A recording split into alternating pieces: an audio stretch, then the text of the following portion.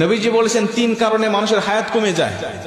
তিনটা আমল করলে, তিনটা বদ আমলে মানুষের হায়াত কমে যায়। দুনিয়ার জমিনে হায়াত কমে যায়, কমতে থাকে, হায়াতও কমে যায়, রিজিকও কমে যায়। বলতে পারেন হুজুর আমরা জানি হায়াত সীমাবদ্ধ, তাহলে হায়াত কেমনে কমে?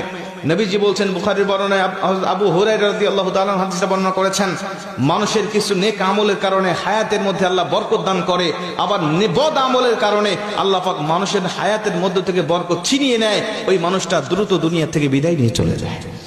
হায়াত নির্ধারিত, রিজিকও নির্ধারিত, কিন্তু আল্লাহ পাক এর মধ্যে বরকত রেখে দেয়। একটা উদাহরণ দিয়ে ভালো বুঝবেন। হালাল পথে কেউ ইনকাম করে মাসে 10,000 টাকা, হারাম পথে কেউ ইনকাম করে মাসে 50,000 টাকা। এই হালাল পথের ইনকাম করা ব্যক্তি দেখবেন মাস শেষে খেয়ে দিয়ে আরো 2,000 টাকা ইনকাম করে সেখান থেকে সঞ্চয় করতে পারে। 50,000 টাকা যিনি হারাম পথে ইনকাম করে, মাস শেষে তাকে আরো 10,000 টাকা ঋণ করতে হয়। কথা কন ঠিক কি না?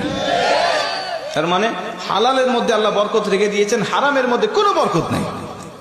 নবীজি বলছেন হাদিসের মধ্যে, যদি ওই ব্যক্তি আল্লাহ পাকের নাশুকরি করে, আল্লাহ পাকের শুকরিয়া আদায় থেকে মুখ ফিরিয়ে নেয়, তখন আল্লাহ পাক তার হায়াতটাকে সংকীর্ণ করে দেয়, হায়াতের মধ্যে থেকে বরকত আল্লাহ পাক ছিনিয়ে নেয়।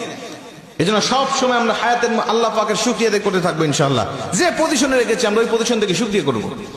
2 নম্বরে নবীজি বলছেন, ওই ব্যক্তির হায়াতটাকে আল্লাহ পাক সংকীর্ণ করে দেয় যেই ব্যক্তি দুনিয়ার জমিনে প্রয়োজনের থেকে অতিরিক্ত খাবার খায়।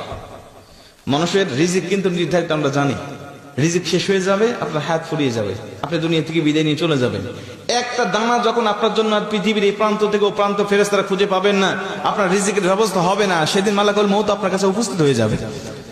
খাবার খাবেন, হিসাব করে খাবেন। 3 নম্বরে নবীজি সাল্লাল্লাহু আলাইহি ওয়াসাল্লাম বলছেন, ওই ব্যক্তির হায়াত আল্লাহ পাক ফুরিয়ে নেয়, কমিয়ে নেয়।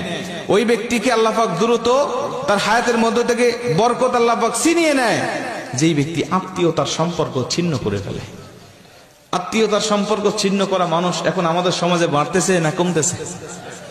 আমার হক আমার বোন পাবে, আমার বোন আমার বাবার থেকে হকটা নিয়ে চলে গেছে। আমি বুঝেছি আমার বোন কেন আমার হক নিয়ে চলে গেল, আমার ফুফু কেন হক নিয়ে চলে গেল। আমি তখন থেকে আমার বোনের সাথে, ফুফুর সাথে আমি সম্পর্ক ছিন্ন করে ফেলেছি। ঠিক না বে ঠিক? অথচ আমি আমার বাবার সম্পদ হক ভক্ষণ করতেছি, আমার কোনো দোষ নাই। আমার বোন আমার বাবার সম্পদ ভক্ষণ করলে আমার বোনের দোষ হয়ে যায়। আমি আমার দাদার সম্পদ ভক্ষণ করতেছি, আমার কোনো দোষ নাই, কিন্তু আমার ফুফু আমার দাদার সম্পদ ভক্ষণ করলে আমার দোষ হয়ে যাবে, ফুফুর দোষ হয়ে যাবে। কথা বলেন ঠিক কি না?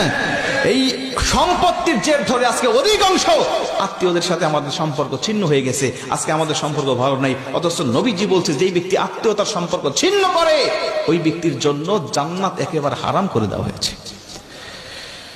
আজকে দেখেন, আপনার আত্মীয়দের মধ্যে কার সাথে সম্পর্ক আপনার ঠিক নাই, মাহফিল থেকে গিয়ে আপনি তার সাথে সম্পর্ক জোড়া লাগানোর চেষ্টা করবেন। বোনের সাথে কথা বলেন না, বোনের সাথে কথা বলেন। ফুফুর সাথে কথা নাই, ফুফুর সাথে কথা বলেন। চাচা ভাতিজার সাথে সম্পর্ক নাই, চাচা